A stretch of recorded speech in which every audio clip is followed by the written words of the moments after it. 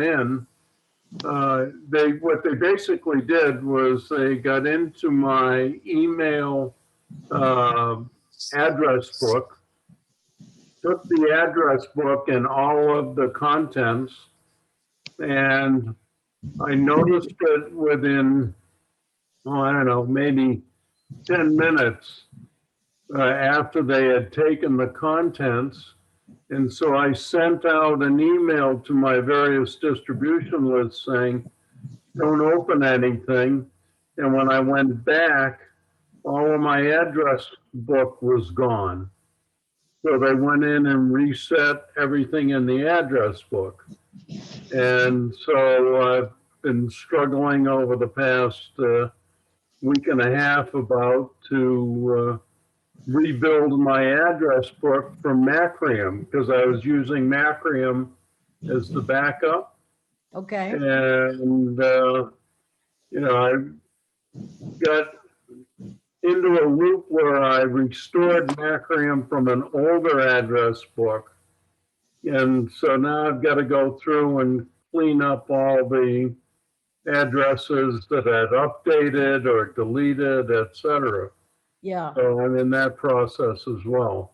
Right. Well, at any time during this presentation, jump in because I feel like, in fact, this one situation that I'm going to talk about right at the beginning, you probably have more insight into it than I do, but I just know for the rest of you that are in here, if you don't know Buzz, there's nobody that is more careful.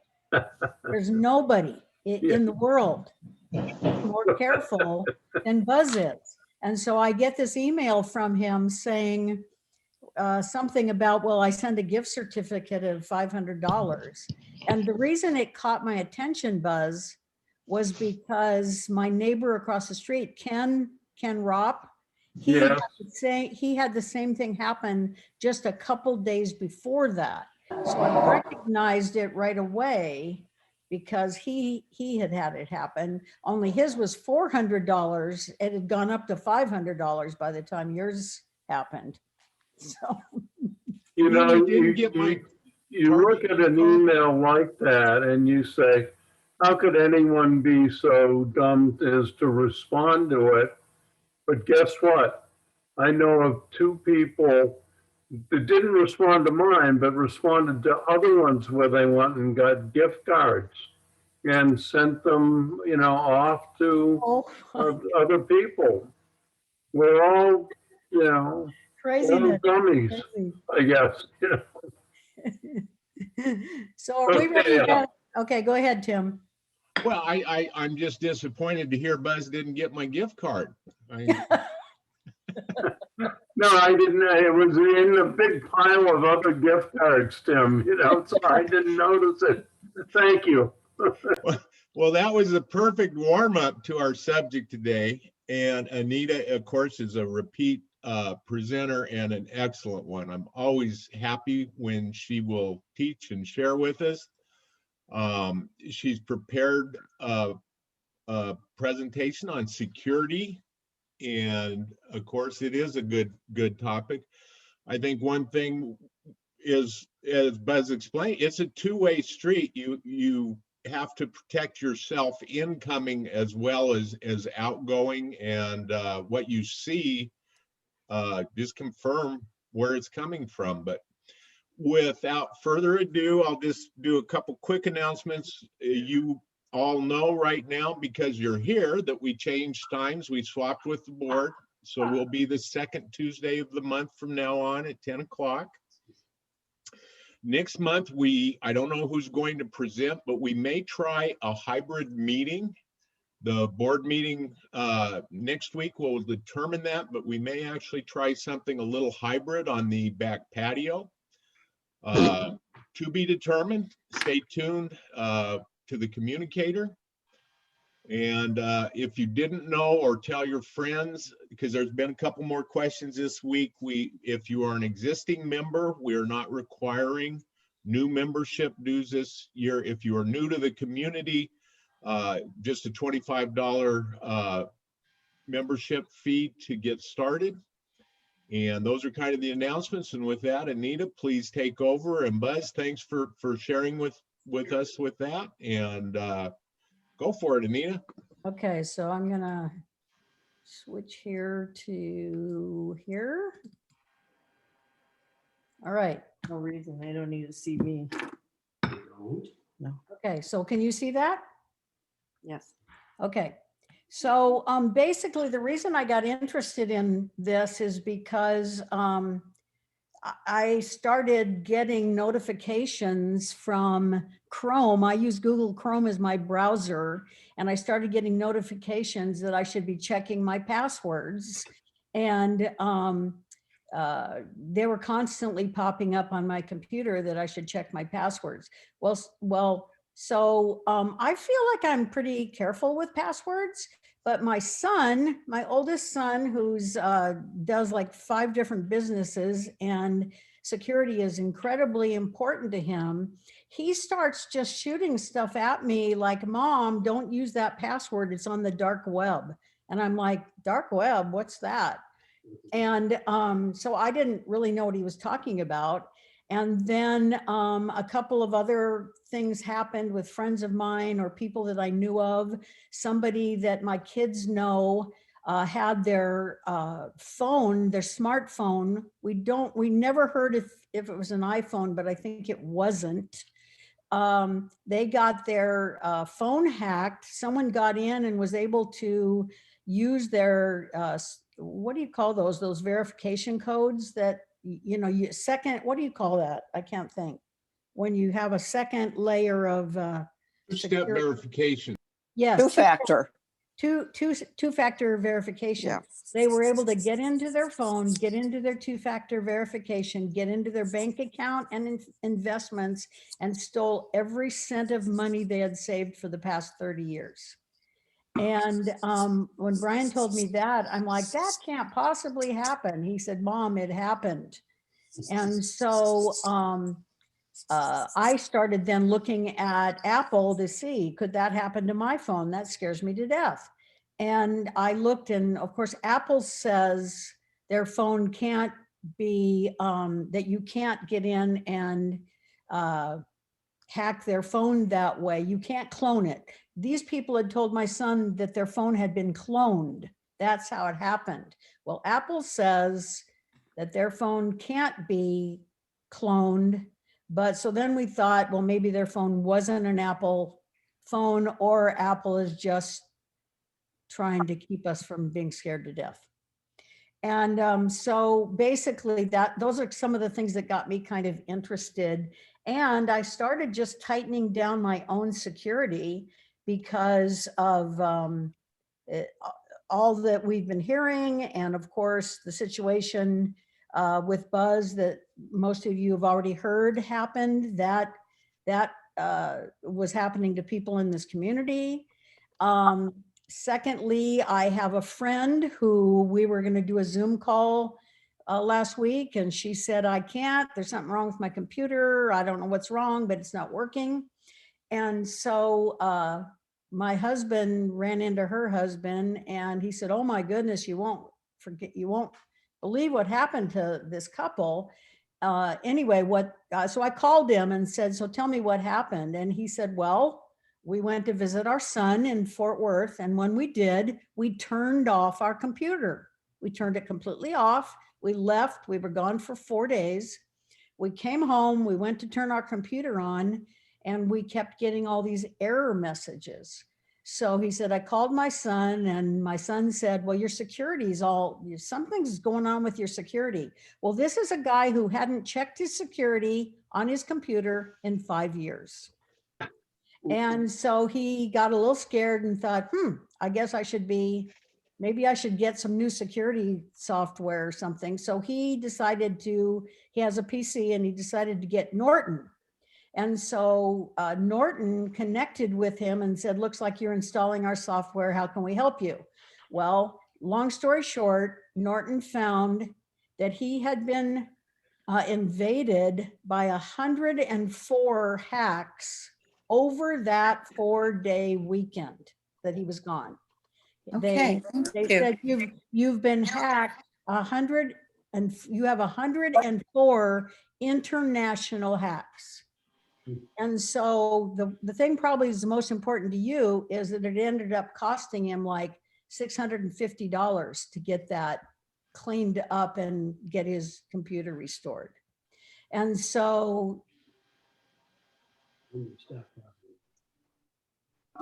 that's just another issue that made me think, okay, there's people out there that aren't checking their security. That was kind of my issue, was this is a guy who just thought he was okay and thought if he just turned off his computer that he would be all right. So basically, you might be like this guy who say, hey, everything's fine with me. Well, how do you know everything's fine? Because I turned everything off. Well, and don't you sometimes feel that way? Sometimes you think, well, everything's turned off. They can't get to my stuff. But that's not true. That just basically isn't. And so we're just going to look at a few things. Some of this stuff you might be already doing. Some of this stuff you might have questions about, and Tim will handle that however you do that. I'm going to talk really first of all about passwords, because and we've done presentations on passwords before, but passwords now, it used to be you could pick a good password. This is what I did. I picked a great password. It was an acronym. I took a Bible verse, took that verse, made it into an acronym, and I would change it, put some capitals in it, put some numbers in it, and change it around. Well, that's one that my son, well, first of all, I heard from Amazon, and Amazon said, you're using the same password all over the internet. And you can't do that. You'll have to change our password because we're going to get hacked. And so I said something to Tom Hallen, and I said to Tom Hallen, how did they do that? And Tom just laughed at me and said, Anita, they have an algorithm that they can go in and see wherever you're using that password anywhere else out in the internet world. And so I changed my Amazon password, and I only use that password once. And that is critical, and it has become more critical every day of our lives, that you use a password only once. Don't pick a password, even no matter how great it is, and use it 29 times on all of your other accounts, because they get into one, they're going to get into all of them. And so that's a really important one. I use a password keeper. Actually, I'm using two different ones right now. I'm trying to make the switch over to LastPass. And I've been using 1Password for years and years, and it's worked very well for me. But my son wants me to use LastPass because then we can share information. If he has something he wants to send me, he can just share it with me. So I'm trying to make the switch over to LastPass. But password, it'll generate one, it'll keep your passwords, and you don't have to remember them. And then the third thing is changing your passwords about every 3 months. Once you think you've got a great password and you've changed them all, which I'm telling you takes a lot of time. It takes a lot of time to go in there and change all those passwords. And once you've done that, then don't forget that you're going to have to go back periodically. I would say, especially with banking accounts and investment accounts, those types of things that are more, that you, well, I can't think of the word, but ones that you don't want them to get into and steal all your money. And then please, I know this sounds really crazy, but don't leave your passwords laying around the house. Don't tape them to your computer. Don't tape them on the bottom of your keyboard. Don't hang them up on Post-its like I'm doing right now on my big computer right in front of me. Don't have those passwords laying around your house, because a lot of you leave for half the year. So don't leave anything that somebody could break in and take those things. And I did hear that more break-ins are about technology than anything else. And so don't leave any of this stuff laying around. Any questions about passwords? What's password keeper? Okay, I'm just saying a password keeper is something like LastPass, or is it Dashlane is one? Some of you may be using different ones. There's one called 1Password. And basically what happens is you, let's just say you're opening a new Amazon account and you need a password. It will generate a password to your specifications or to the specifications of Amazon.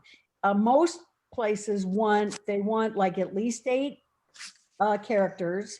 They want some numbers, some letters. They want some capitals and some lowercase, and they want at least one symbol of some kind, but some of them are picky about the symbols they want. So basically, 1Password, if you just tell them, they will generate a password for you, and then they will keep it. They will keep it saved. So let's just say I need to get into Amazon and I haven't a clue what my password is. I don't remember it. They generated it on 1Password. Well, I just go to 1Password, click on Amazon, and it will open up Amazon for me. And I don't even have to know that password necessarily. It'll just work that way. And so a password keeper takes some time to set up, but as far as I'm concerned, it's worth it. It's worth it for me.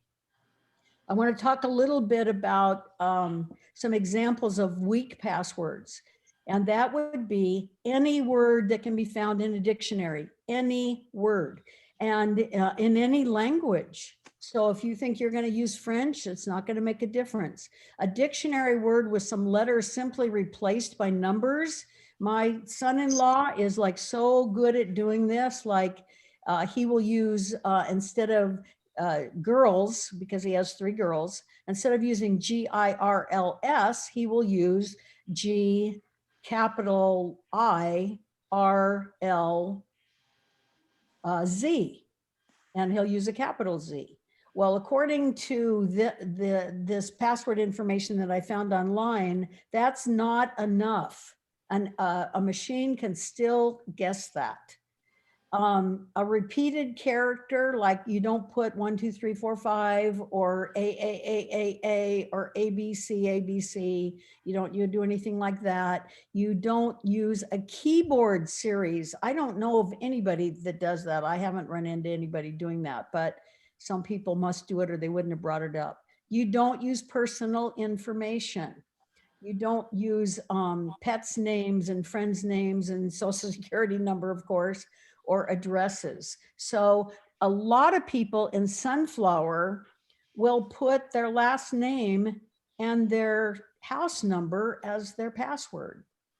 Folks, don't do that. Go in and change it.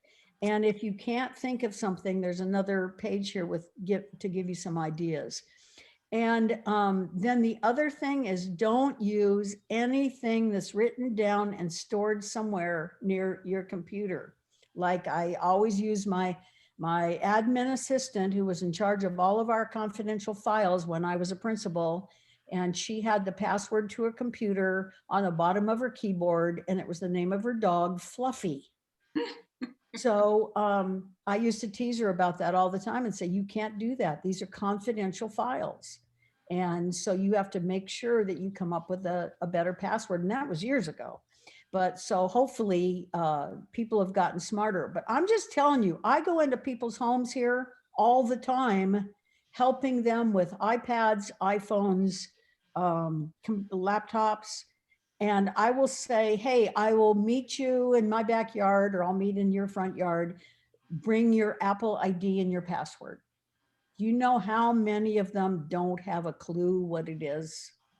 So many. And it's easy to change, thankfully. So we do that.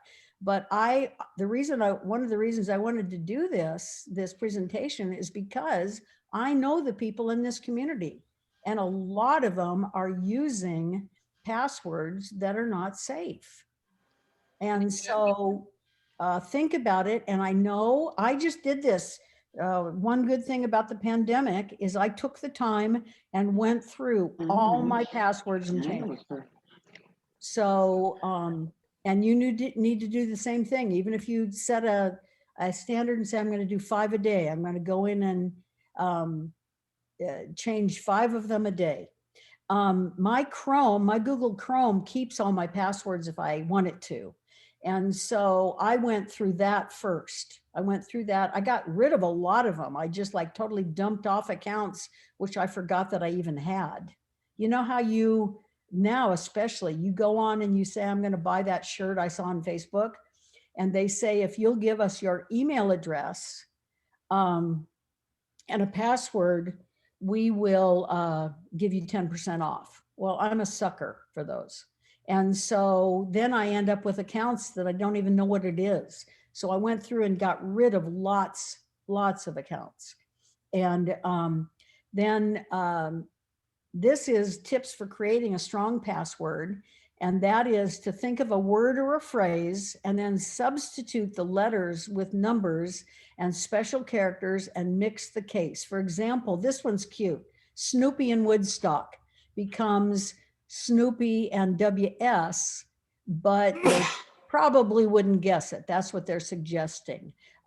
Changing In the Doghouse. And the whole reason for doing In the Doghouse or doing Snoopy and Woodstock is because maybe you'll remember it. If you're not going to use a password keeper, then, or password manager, then come up with something like this where you can, and this is all being recorded, so you can go back and write this down, or if you want this, the copies of these notes, I will be glad to send them to you. Let's have dinner at 8 becomes a shortening thing with all the requirements, numbers, letters, uppercase, lowercase, and a symbol.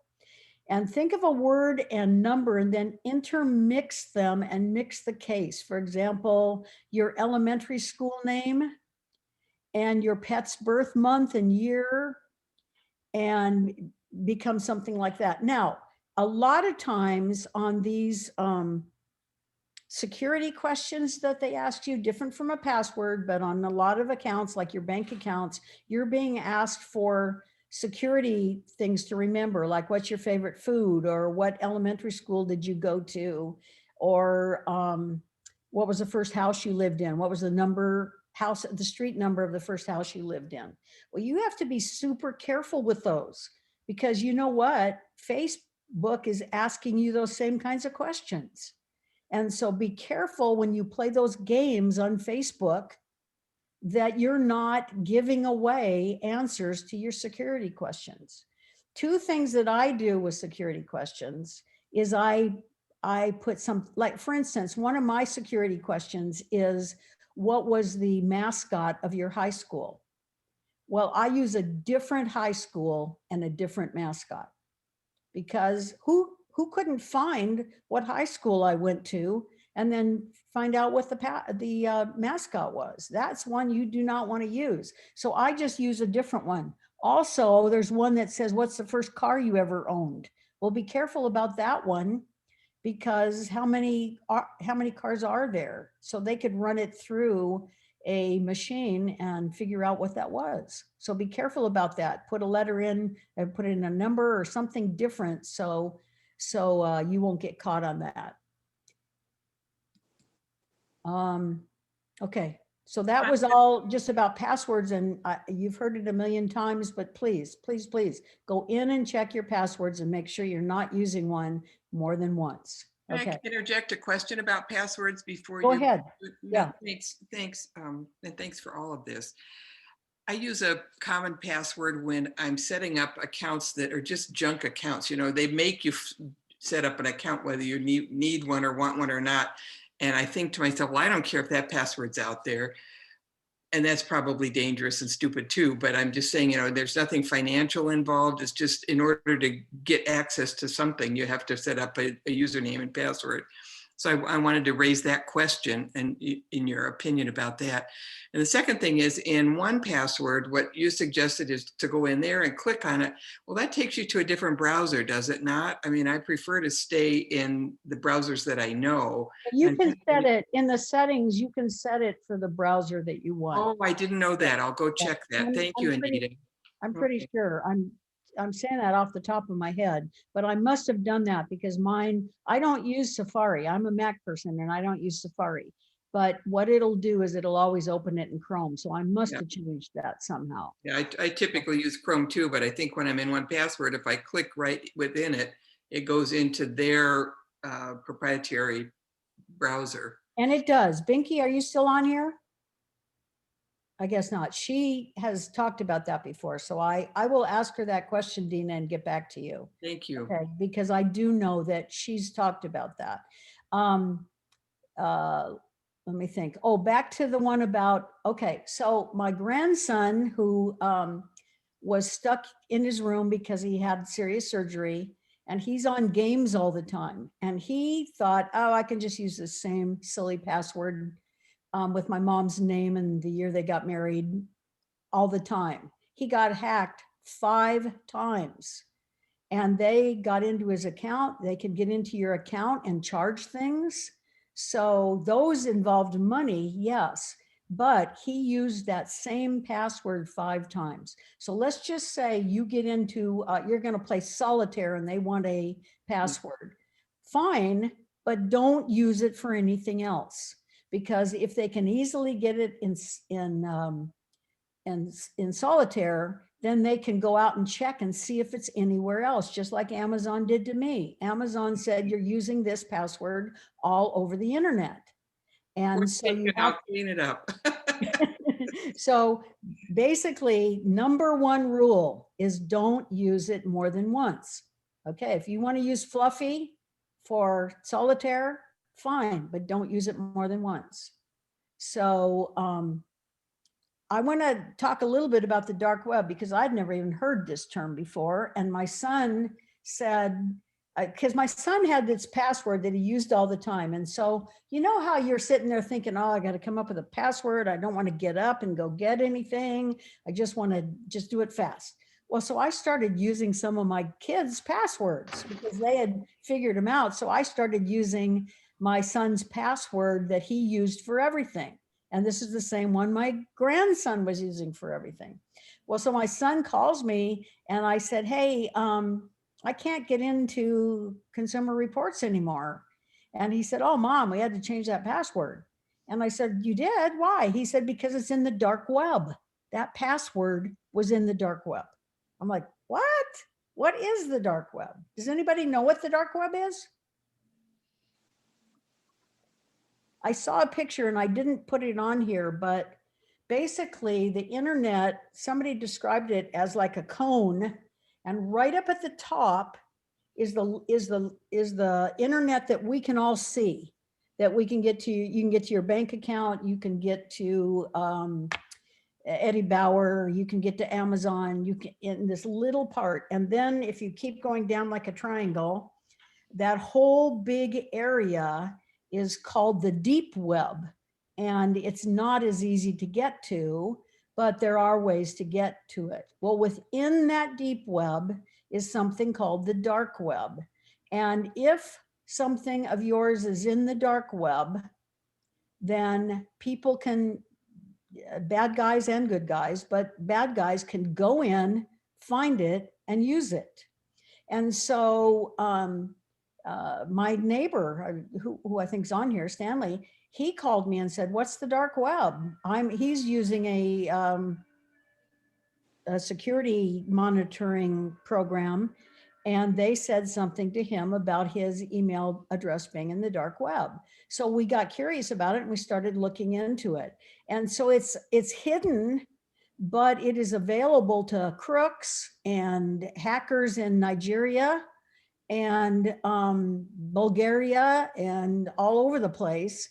So that's a thing that you need to be aware of. And you do not want your stuff to get in the dark web, but you may have nothing to do with it. So I went in, okay, so I went into my credit card account has, I have a Chase credit card, and it has Credit Journey, which is a monitoring system for the internet.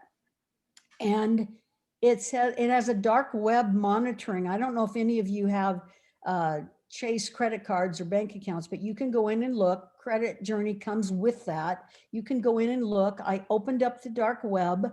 I found my name, my email address, my old address where I used to live 11 years ago, I didn't find this address. I didn't find any passwords that I currently use, but I did find passwords that someone else was trying to use. Obviously, they were trying to use passwords with my email address. So our goal is to not let our private information get into the dark web. So is it frightening? A bit. My son said, he said, my email address is in the dark web and I don't know what to do with that because my email address is on thousands and thousands of accounts. So in business as well as personal. So basically what I read is if your email address is in the dark web, if you go on to a credit monitoring site or one of these things like, let's see, I think Equifax maybe has one, and I know Costco now has a security monitoring system. There's a lot of them and you can sign up for them. LifeLock, some of you have LifeLock. That's probably the most well-known one. You can go and look at the list of the best ones. You can decide and you can get one if you'd like. But if you look at the dark web and you see what's on there, they said, when I read all about the dark web, they said, if your email address is on there, just watch your email. Be very careful to watch your email. And I do every single day. I watch my email and I get, even though I'm on Chrome and I have Gmail and they pick up a lot of spam, I get some real junk on there that looks suspect. So this happened to me yesterday. I go on to check my email and I have a email from FedEx. Well, that looks legit. So I'm thinking, oh, well, okay, I'll open that up and look at it. I open it up and look at it and it says your package from Harry and David is on its way. Well, I didn't order anything from Harry and David. So right away I called my son-in-law because he's always sending us stuff. I called him and said, hey, did you send us a fruit package from Harry and David? He said, no, I really didn't. I wish I did, but I didn't. And so now today I get another one saying my package from Harry and David is coming today with FedEx. Well, is that legit or not? I don't even know. I don't know. I've asked everybody that would send me Harry and David fruit, and I don't know. I guess I'll have to wait and see if the package comes. But also you may have gotten phone calls and they'll say, this is Amazon. We want to check and see if you got your package yet. This is UPS. We're delivering a package to your house. I wanted to just check and see where you want it. I'm getting those kinds of calls because right now during this pandemic, it's just crazy. Anita, yeah. can I just ask one question? Sure. When you get an email, do you look at the sender's email address and check the extension on it, like .ru, that's Russia, or .b, Yes. Bulgaria, Nigeria, and I don't even open those. Yeah, no, I never open those. In fact, there's been some crazy things happening even on Facebook. Like there's this, I'm trying to think, there's this site, some of you may subscribe to it, on Facebook called the Old Timers. And they have the funniest jokes on there. And I used to even share them. Well, all of a sudden now Facebook is listing where those more commercial, not private accounts, but more commercial accounts, where they're coming from. Guess where that one was coming from? Bulgaria. And so I emailed them and said, why is your address coming from Bulgaria? They just answered back and said, because that's where we live. So now I've started to really notice that on Facebook, that some of those sites that you think are so funny and you're going to share, and that I was sharing, are actually coming from places like Bulgaria, or there was a Czech one. I'm trying to think some others that I've gotten really, but so be really careful, and it shows it right up on Facebook. It shows where it's coming from. And one that I had, I'm trying to think which one it was. I can't remember, but somebody contacted me personally through that Facebook website and said, hey, cutie, or something, you know, that was really inappropriate. And I realized right away it was going to be a hack. And so I deleted it all and reported it to Facebook. So, I mean, there's people going off of Facebook for some of these very reasons. So, but anyway, all that to say, the dark web is a real place. If you want it monitored for you, I feel like Credit Journey does a good job on the Chase accounts, but there's LifeLock. I know they notified my neighbor that his address and no, his email address and password were in the dark web. And so I said to him, then get in there and change your password. That you can change, but it may be more difficult for you to change your email address. Does that make sense? Yes. Okay. Any other questions about that, about the dark web? I don't want to scare you to death and then you leave me. Okay, so basically these were some protection ideas that I found online about the dark web, and that is take a few minutes every quarter to review your credit reports and financial information. Well, I do that more often than every quarter. I check it pretty regularly, and now I'm getting regular notifications on my credit reports because I want to just make sure that I'm watching that. And then let's see, stay on track with purchase and credit line notifications so that you can report suspicious activity as soon as possible. I've done that. Most of the times the credit cards catch them before I do. I haven't had any happen now in a long time. So reach out to the credit bureaus. Many offer products to help you monitor activity. Something else I read said, don't use the credit monitors to watch your credit. Use something totally different. So I'm just saying, I read that. And then change passwords and security questions on all devices and accounts frequently. And then learn more about identity theft, scams, and ways to protect yourself. Just keep yourself up to date on all of this. And this is what we're trying to do with our members of the tech club and members of our Sunflower community is let's not get hacked. Let's not have it happen. We talked about VPN before. I just wanted to tell you some new information I found out about VPN. Okay, VPN is virtual private network. I started using a VPN years ago when I first retired and we went to Mexico, and you couldn't use Netflix in Mexico. Netflix would come up and say, you're outside of the United States. You can't use Netflix. Well, so somebody said to me, well, yeah, you can if you use a VPN. You put a VPN on your computer and then tell it you're in the United States and you can use Netflix. So I did that for a little while, but yeah, I didn't do it forever because we weren't in Mexico forever. But then this past year, we were in, we go to California for the summer. We stay in a mobile home park or an RV park, and those people have Wi-Fi, but it's not secure. And so I was constantly getting a notice saying this isn't secure. So I have two choices.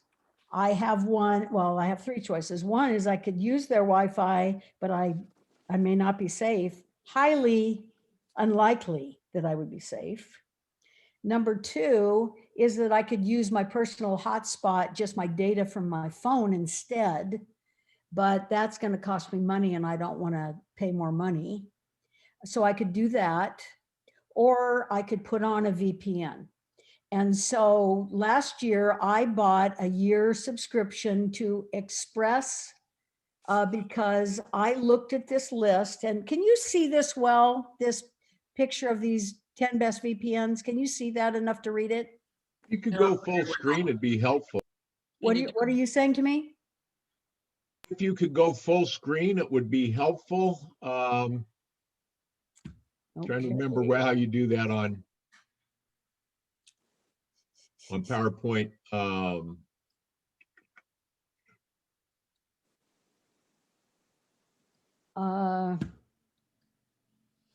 Does that help? Yes.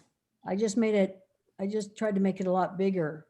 Okay, so the reason I want you to see this is because when I went looking for a VPN, you can't just go on and say 10 best VPN. Okay, what do you get? You get a bunch of ads. And if it says ad over here in the corner, don't use that site. Don't use it. Go to one that is reliable. Now, my son told me years ago to use CNET. Buzz, you may use different ones, but I trust CNET. And so if they put a best list on, I go there, I go to CNET. Do you have any others that you use?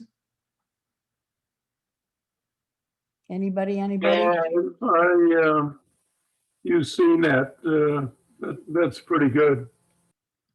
Well, so I went to CNET and I found the 10, let's see, here it is, right down here, the best VPN service of 2021. So I try to find the newest one because these things are going in and out of business all the time. And you remember Patrick that came and spoke 2 or 3 months ago? He talked about VPNs and that ExpressVPN, which is the one that I use, he said, I don't recommend ExpressVPN because I don't know where it originates. And that bothered him. And I understand that. That was so anyway, when I got home, I thought, well, I don't need a VPN at home because I have secure Xfinity router. I have my own router modem. I have a good secure password. So I'm good. I don't need a VPN at home, and I quit using one at home. And then, so ExpressVPN is just sitting out there, but I've been a little concerned about it. Well, let me go back to my list here. So, because I think Patrick's a great presenter and I trust him if he said that. Well, so I went to the 2021 list and then I found this. Let me move these people over here. Okay. This says that ExpressVPN is based in the British Virgin Islands, a jurisdiction with strong privacy legislation and no data retention requirements. Legally, our company is only bound to respect subpoenas and court orders when they originate from the British Virgin Islands government or are made in conjunction with British Virgin Island authorities. And so according to this, they're in the British Virgin Islands for a reason, because they can better protect their internet, their ISPs that they're providing to you, so that you use their ISP instead of your own, and it protects you because they don't know where you're coming from. When I was using a VPN in California, I regularly heard from Amazon that someone was using my Amazon account from Atlanta or somewhere like that. I don't remember exactly what it was. Well, I could look and see I'd made a purchase at Amazon. It was me. But because I was using a VPN, it looked like it was coming from somewhere else. It wasn't coming from that RV park where they were using insecure Wi-Fi. So if you're going to be someplace where, like Starbucks or so many places, Starbucks is the best known because they are regularly hacked there. You do not want to go look at your bank account at Starbucks. And any of the other places like that who have public Wi-Fi, somebody could be sitting right outside and do that. Same way with RV parks, hotels. I've read some interesting stuff lately about hotels that they can get in there. So you want to be careful about that. And so anyway, what I was saying is I wasn't using a VPN at home. But recently, just in doing this research, there's quite a bit of data that says, yeah, use it at home, especially if you're working from home and using work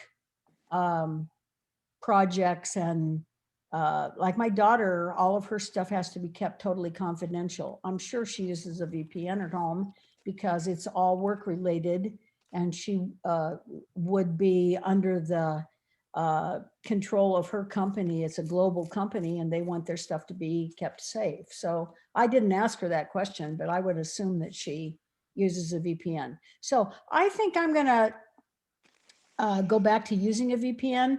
The only trouble that I had with a VPN is it slows things down. So that's kind of annoying, but I might at least play around with it. Okay, so Norton says we can set up a VPN on Norton. Is that safe? I don't know enough about Norton to really advise you on that, but I would say if they have a VPN, look it up, find out and see. You can just ask that question on Google and see what they say about it. Because it's like my son, I said to him, what security software are you using? He said, oh, I think I got it through my car insurance. Well, that's not a bad thing. It's just make sure that you're checking it and making sure, like Costco, it's not Costco monitoring your credit. It is a company they contract with. And so actually, I'm trying to think which one. I think that Costco is using Equifax because I was thinking about looking into that. It's about as costly as all of them. They're all about $9 per person a month. So if there's two of you in the house and you want both your names on there, it's going to cost you like $18 to $20 a month. So to have that, you can pay for it by the year and maybe save a little bit of money. Okay, this is an article and basically just about should you use a VPN at home. This was from PC Magazine, and it basically was saying you don't have to, but I would. They're saying, and it seemed like a reliable article written by a reliable magazine that's saying we think you should use a VPN at home. So that's a decision you have to make. Okay. Now this is this is back to security software. Like I told you that my son is he uses security software. He has five businesses, so he wants to use security software. He also knows that he's had some stuff in the dark web, so he decided to use a security software. I know other people. I have a close friend who's using one that Dave Ramsey recommends. So a lot of different organizations will recommend them to you, but you can go back on again and see best security software and look at the price, see if you want to pay that money for that, and see if you want to do that. Now, these articles that I read, for instance, Apple tells you you don't need anything. If you remember, we had a woman speak from ASU, probably 2 or 3 years ago. She had taught at ASU for 24 years in computer technology. She was retiring and she wanted to move to Sunflower. I've lost track of her, but she spoke at our club meeting, and somebody asked her, well, do I need virus software or security software on a Mac? And she said, well, I'm going to tell you, I've been teaching computers for 24 years. I have never seen an Apple product with a virus. And so I've always remembered that she said that, because to me that carries more weight than Apple saying, nah, you don't need that. Well, what Apple says is, Apple says, you can do everything yourself. You don't need a credit monitoring or malware monitoring or Clean My Mac. They tell you don't use any of those. And that's because they say security is built in for them. And I do think somewhat that's true. There is some security built in to Apple products, and they don't tend to get viruses. People call me all the time, say my machine has a virus. I go over there, they don't have a virus. They may have ransomware or malware. That's very common, but that has even seemed to calm down a lot. So if you're going to get security software, you may want to get it just so you don't have to be looking at everything. It's like having a security guy watching your house at night. So if you want somebody watching your credit score and watching your credit cards and watching your bank accounts and watching all of that for you and watching the dark web and reporting it back to you, then maybe you should look into this. And again, just like we looked before at VPN, you can look at security software that very same way and see if you want to go with that. I'm just too cheap. Right now, I just sort of hate to pay the money. But if things get any worse, I probably will go with that one from Costco because it looks reliable. I've done some research on it. And LifeLock is highly recommended as well. And there's a lot of people in this community who have LifeLock. But they're all about the same price. That's what I have found. Okay, last thing. I think probably if you watch this or if you watch the news and you see that teenagers hacked into the federal government, you're going to say, forget technology. I want nothing to do with it. I'm out of there. I'm going to start balancing my own little checkbook and asking for paper statements again. And I'm not going to do any of this. I'm just not going to take the risk. You may say that. I found this quote that I thought was kind of interesting. It said, we're not just going to abandon the digital space to become even darker. Let's be cautious, but let's be there trying to contribute something positive and illuminating. To me, contributing something positive and illuminating is being on top of it for myself and being on top of it for the people I know. And so if I go into somebody's home or somebody comes over here and says, hey, help me with this on my iPad, I'm going to do everything I can to make sure they stay safe. And that's what this guy, Brett McCracken, is suggesting. Let's keep ourselves safe, but let's not abandon the whole thing. So, but some of you may feel safer if you do. You might say, hey, I don't want anything to do with this because it's too much to monitor. So comments, questions?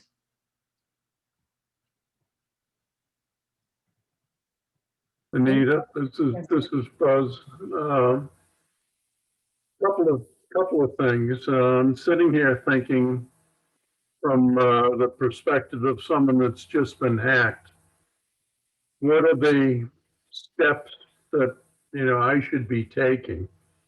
First step, I always believe, is if you know you've been hacked, let anyone that may be getting your emails know you've been hacked so they don't open it up and perpetuate it through the network. So have a distribution list that you can go to, click on the distribution list and blast out the message. Number two, I'm sitting here thinking, well, what are the steps that I should take myself? One is to let my password manager, which is Avast, and I also have RoboForm. I use both of those. Instead of me coming up with a password, those two products will generate, these god-awful, 20-character Yeah. mix. The passwords are just unbelievable. But, the risk I'm sitting here thinking of is, well, what if my Avast password manager gets hacked? Does someone get in there and get all of the passwords? I don't know if there are cases of a password manager being hacked or not. Yeah, I haven't heard anything about that, but it'd be something that I Yeah. want to research and see. But to go through and change all of the passwords is, like you said, a large task. And I like your idea of doing it, 10 passwords a day or something like that to let the password manager generate the passwords instead of using my home number or street address or, birth dates or whatever. I mean, we all, couldn't remember all of the passwords, so we settled on one. And that's very dangerous. Yeah. But go through and I've got to go through and clean up all of my passwords, I guess. That's the big task. And it is a big task, but if you make it manageable, I did not want to do that. Oh my goodness. And it was interesting because I went over to help a lady who lives in Continental Reserve. Somehow she got my name. I went over to help her set up a new computer. She works for the federal government in a high security job. And so I'm setting it up and I say, okay, I need a password here. Do you want me to just have your computer generate it? Because now with Macs, the browsers will suggest a strong password. And she looks at me and goes like, no, like scared to death that if they generate a password, she won't remember it. She says, I want to generate my own passwords. And I was like really like a little stunned because this was a very intelligent woman with a very high security clearance with the federal government wanting to make up her own, which included her son's name. And, I mean, you just getting people to realize this, you just have to be careful about it and realize, and I have a lot of people say, no, I'd rather just use my same one, or no, I'd rather just come up with my own. And I know that sometimes it's like you said, Buzz, sometimes the ones that Chrome does, they'll say suggest a strong password. I always choose those. And sometimes they're like 20 characters long. But they also will save it for me in my computer. They won't show it, but they'll save it so that when I go to that site, I can have it set to be saved. So I have a password on my computer and I feel fairly safe about that because they're being saved on here, but there could be times when I wouldn't feel safe about that. You know what I mean? We have to make sure that our computer is secure. And when I leave town, I take my computer with me. I take one backup hard drive with me. And I try to not leave anything in my house where they could get my security information. That's a key point you just brought up. If you're using a backup program like Macrium or Iron Mountain or whatever, you could have been hacked 3 months ago, and it could just be sitting there waiting. If you don't go through and look at the backup and make sure, run an antivirus, run 2 antiviruses on it to make sure there's no sleeping dog in your backup to come and bite you. And the other thing is keyboard monitors. And I don't know if you've heard of those, but they'll come in and they'll sit there and look at everything you're typing in. That's why it's good to use a password manager that's going to automatically put the password into the website without you having to key it. Correct, So, correct, yeah. And it doesn't show up there, right. yeah. How do Hey, you get a password man? Well, you can purchase them. I mean, basically, 1Password has switched now to like a subscription. It used to be that you bought it outright for $49. I bought it, I bet I bought mine 8 or 10 years ago. When it first came out, I bought it, and then they keep updating it. But now they have a subscription. LastPass is free. Dashlane, hey, is Jan Durst on here? Jen, what do you use? Do you use Dashlane? I can't I remember. use Dashlane. Okay. I think I have a premium subscription to Dashlane, but I do think they have a free version. And at this point, it's been so long, I can't tell you what the difference is between them.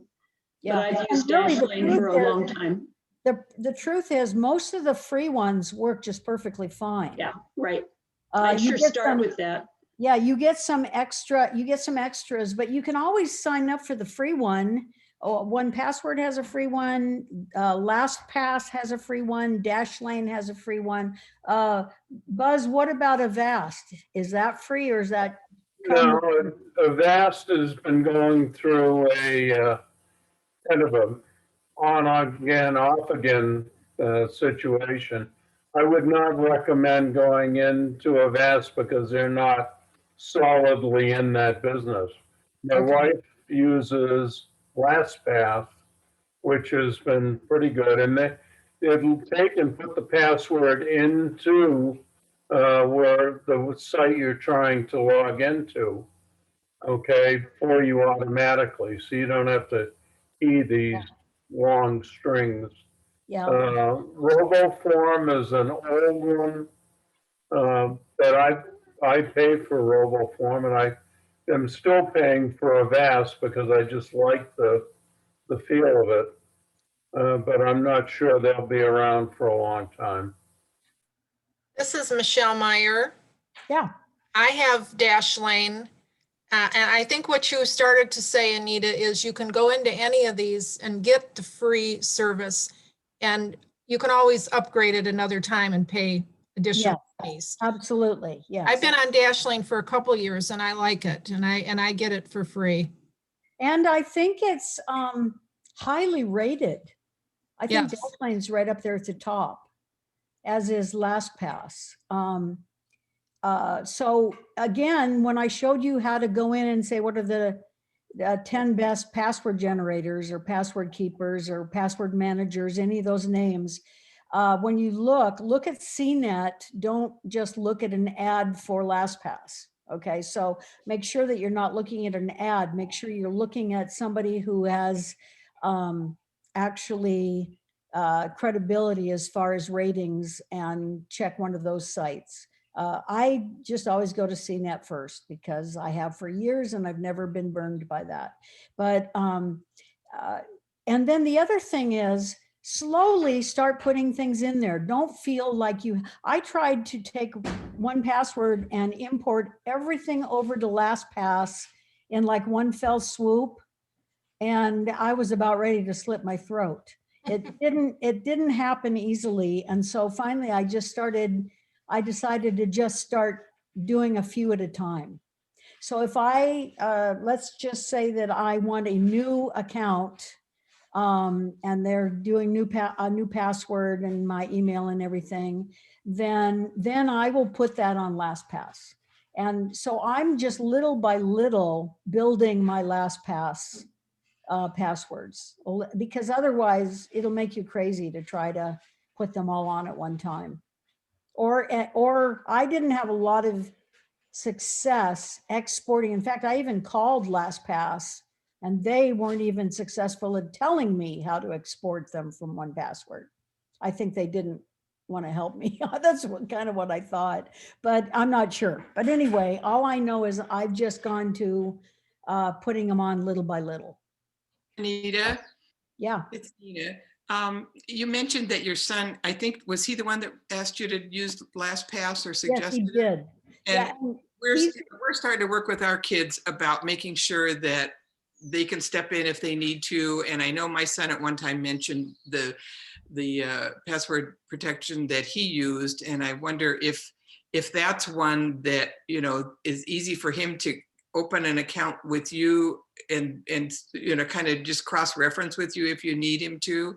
Yeah, and that's why I switched to LastPass. That was the only reason, was because Brian said, I need to be able to get to your passwords if something should happen. Right? And he's the executor of our trust. And That's exactly what I'm um, talking about, right? and so I want him to be able to get to those things, and I trust him. You could, you know, I mean, some people may not want their kids to have their information, but we want our son to have our information, and so it's been really helpful.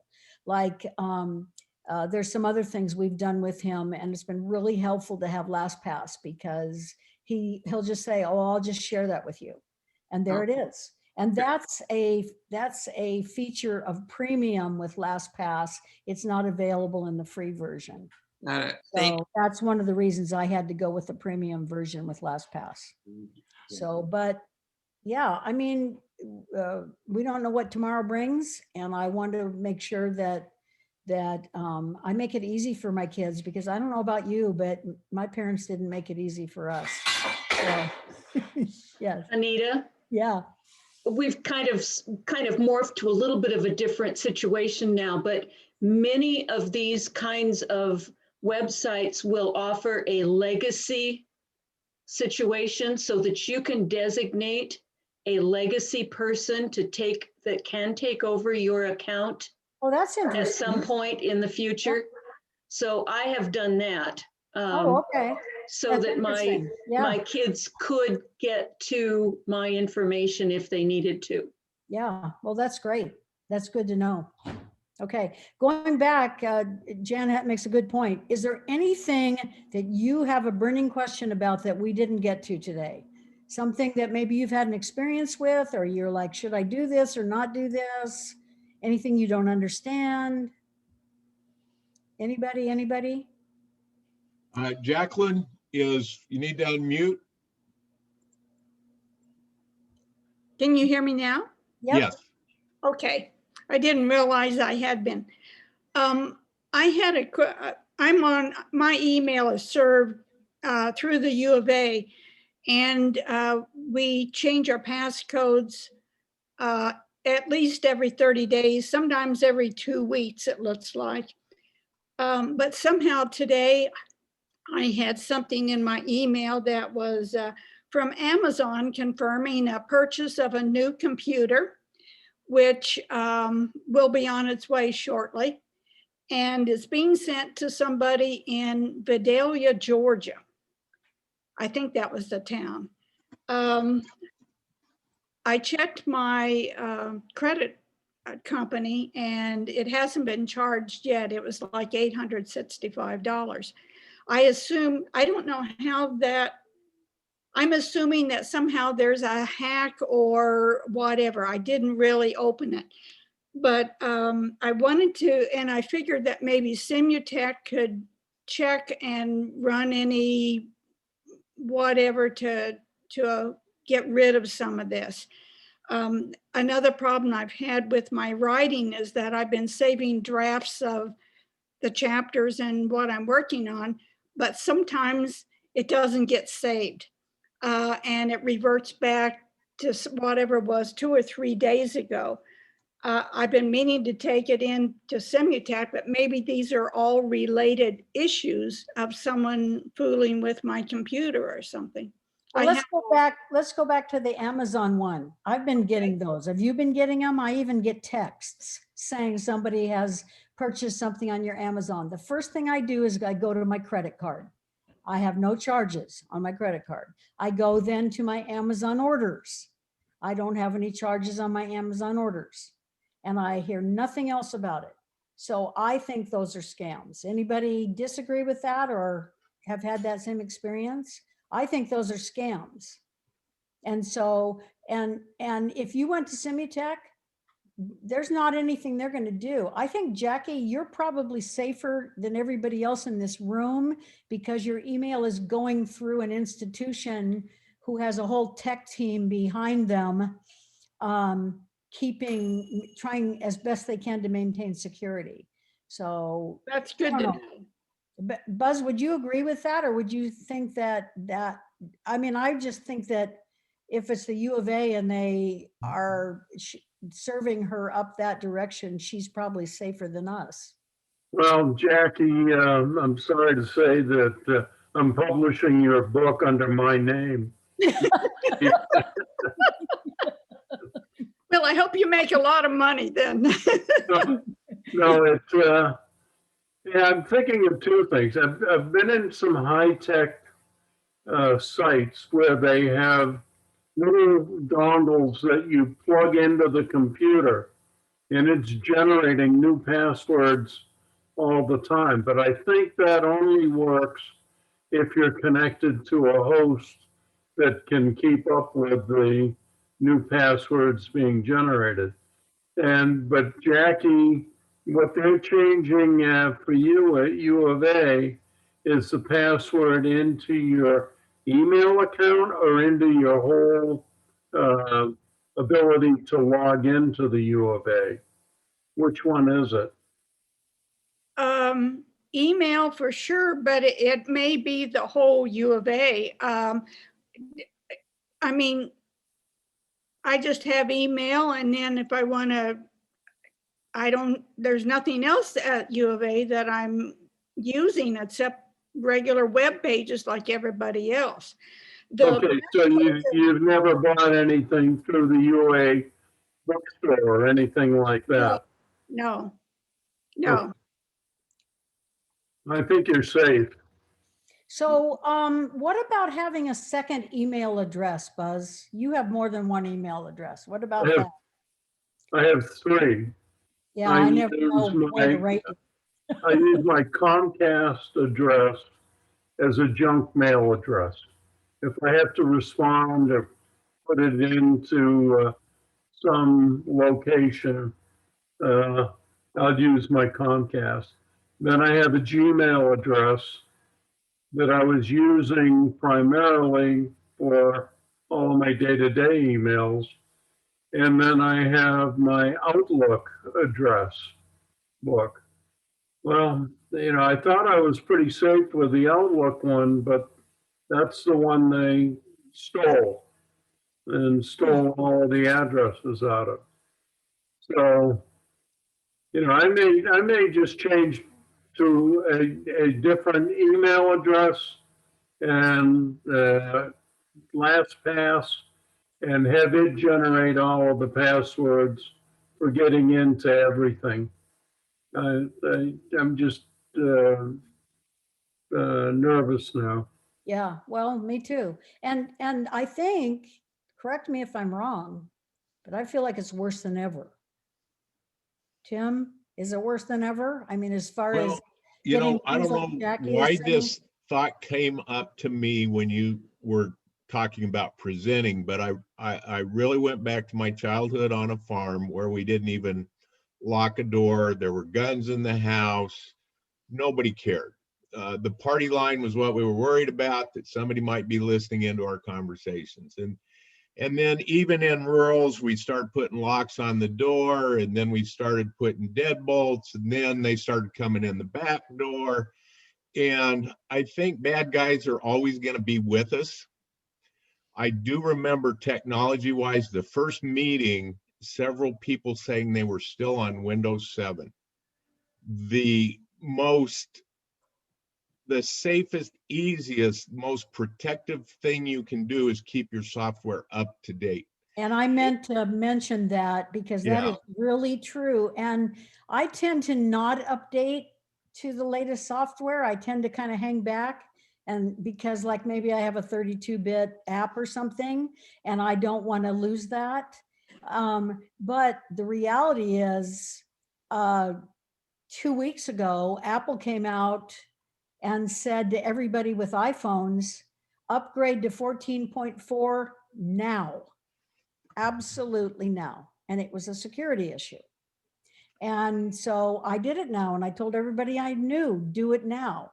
And then I switched to Big Sur rather than Mojave on my operating system, because I have, in researching all of this, I found out the best thing you can do is keep as up to date on operating systems as possible. And I failed to mention that, but that's a Okay. huge one. Yeah, they have teams and I mean, hundreds of people working on security every day. We can't do that, but we Yeah. can hit the option to auto update or keep our software up to date. And that's probably the equivalent of keeping your car door locked. You know, it's the first line of defense, and it's gonna thwart a lot of bad Right. stuff. Well, think about credit cards. Think about how we used to get hacked on credit cards more often than we do now. And then they came out with the chip. And now we've come out with a card that you don't even touch it. You just hold it over the thing, or I use my iPhone wallet. And so little by little by little, they have added security, and they sent us a request on our Chase card. I'm trying to think, maybe 3 or 4 months ago, saying you should get our latest card. Well, I'm going to do that because they have done there's something they've done. They've done something to protect your identity. And I was at I've done these presentations before and I've told you this story, but I was at the gem show, ran out of cash, wanted to buy my mother a little dongle for 20 bucks, bought something from a vendor in Las Vegas. And by the next day, somebody had cash advanced $2,500 from my card at the MGM Grand in Las Vegas. And I think those two things were related. And when I called and said, how did you let somebody cash advance $2,500 on my card? You didn't even have my card. They said, ma'am, you do not understand. There are thousands of ways for them to do that. And we would think it was you. And I think that they are more the experts than we are. We can do what we can do, but the reality is these credit card companies have to keep improving their security. The other solution is to get poor. So it's not worth hacking you. That's right. Well, I'm not a very paranoid person. I just am not. I just never have been. But when I heard about those people losing all of their 30-year savings, that they got into their phone and got their two-step verification, I'm just like, okay, I'm freaked out. I don't want that to happen. So Yep, the bad guys will always be with us, but the thing I appreciate about Tech Club is people like Anita who help keep us up to date and do the best we can to prevent it. And again, Anita, thank you. Appreciate everybody coming. We had a great crowd today. Let's see what happens next month. Keep your ears open. We're going to see what we can do. But appreciate you all being here. We will get the recording up to YouTube. If you haven't tried it yet, look up the Sunflower Tech Club on YouTube and you'll see all of the recordings through the year of the meetings we've had. And if you missed something or if you needed to catch a website, you can go through that recording. If you can't find it, feel free to give me a call. We'll help you get there. So unless anybody has anything else, thank you, Anita. Thanks, Buzz, for your input, your wealth of knowledge, and I appreciate you all sharing and participating, and we'll see you next month. all righty. All right. Tim, be careful. There's a guy over your back shoulder. I'm not sure I can trust him. I'm really not. Yeah, he's trying to capture your passwords as you're logging in. There's always someone over your shoulder, isn't there? Hey, Jackie, we didn't answer all your questions. If you want to give me a call later on. Okay, thank you very much. All righty. Okay. Okay. Thanks all for joining.